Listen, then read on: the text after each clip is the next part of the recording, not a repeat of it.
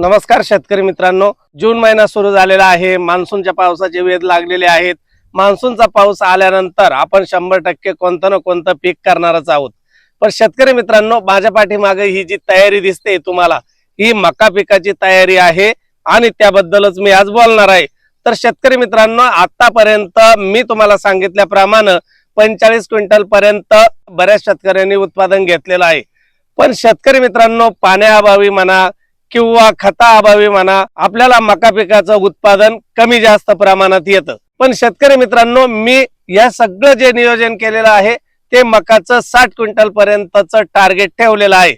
आता तुम्ही म्हणाल की 60 क्विंटल एवढं होईल का?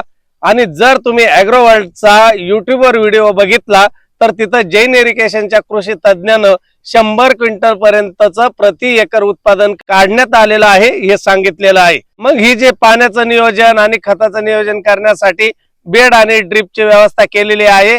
तर त्यासाठी माझ्याकडे तुम्ही इकडे बघा की शेततळ उपलब्ध आहे, सध्या भरलेलं आहे ते। आणि यथाअवकाश तुम्हाला कशी लागवड केली जाईल किंवा मी कोणता ब्रँड निवडतो आहे, तुम्ही मला कमेंट मध्ये सजेस्ट करा की मी कोणता ब्रँड निवडलं पाहिजे, जेणेकरून A1 प्लस जे नियोजन आहे ते केल्यानंतर मला 60 क्विंटल पर्यंतचं उत्पादन यायला मदत होईल।